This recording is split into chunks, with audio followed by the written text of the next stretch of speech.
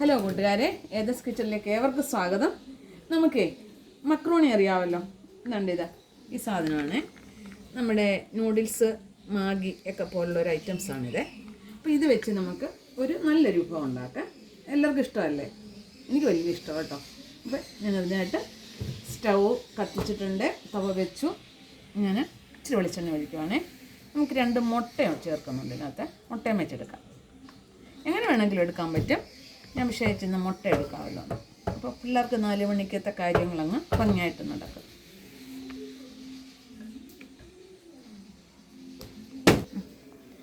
ഞാൻ 2 മുട്ട ഉപ്പിട്ട് കലക്കിയിട്ടുണ്ട്. ഇത് നമുക്കൊന്ന് പൊരിച്ചെടുക്കാം.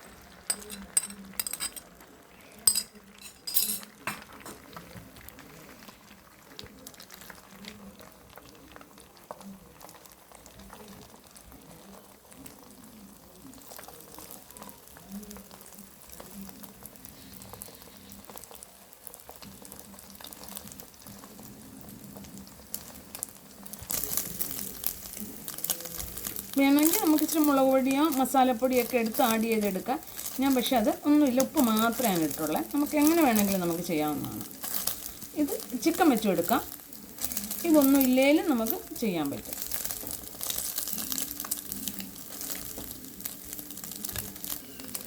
നമ്മുടെ മുട്ട റെഡിയായിട്ട് ഞാൻ ഇങ്ങനെ ചെറിയ പീസാക്കി എടുത്തേക്കുവാണേ. അത് ഞാൻ പാത്രത്തിൽ മുട്ട പുഴുങ്ങിയുണ്ടല്ലോ, നമുക്ക് പീസാക്കി എടുത്താലും മതി. ഞാനിപ്പോൾ അതിന് പോയില്ല, ഞാനിപ്പോൾ ഇങ്ങനെ ചെയ്തെന്നേ ഉള്ളേ. അപ്പം നമുക്ക് അതിനകത്തോട്ട് തന്നെ സവാള ഉള്ളി ഉണ്ടല്ലോ, ഞാൻ ഇടുവാണ്.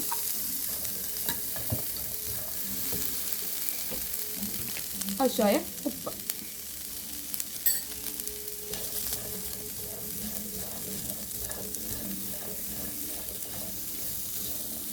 എണ്ണ കുറവാണ്, ശകലം എണ്ണ ഒഴിക്കാം.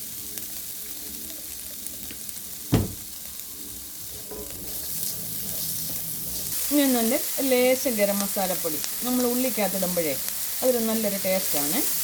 ഞാൻ മഞ്ഞൾപ്പൊടി ഒന്നും ഇടുന്നില്ല.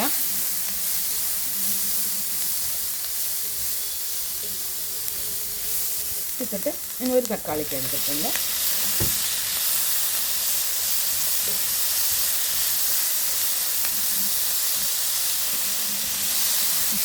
രണ്ട് ക്യാപ്സിക്കം ഇടുവാണ്. ഞാൻ മുളകൊന്നും ഇടുന്നില്ല, പച്ചമുളക് ഒന്നും ഇടുന്നില്ല. ഇത് നമ്മളിപ്പോൾ ചില്ലി ഗോബി, ചില്ലി ചിക്കന് ഒക്കെ നമ്മൾ എടുക്കത്തില്ലേ, അപ്പോൾ അതുപോലെയാണ് നിങ്ങൾ എടുക്കാവുന്നതല്ല.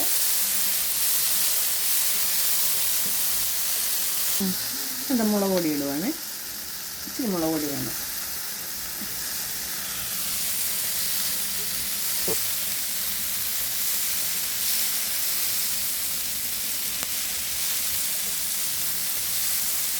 മക്രോണിയുടെ അങ്ങോട്ട് ഇടുവാണ്.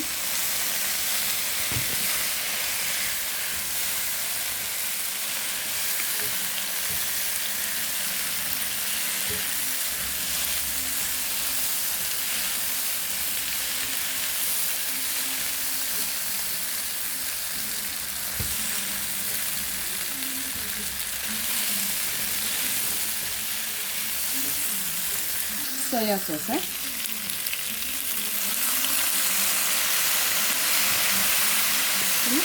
തക്കാളി സോസ്,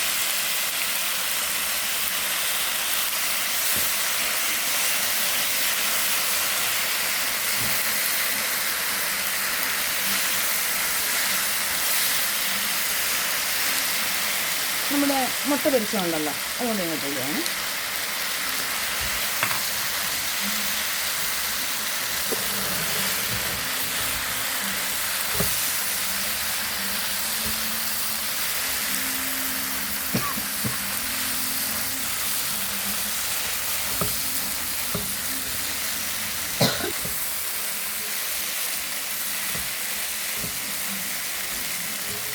നമ്മുടെ മക്രോണി റെഡി ആയിട്ടുണ്ട്.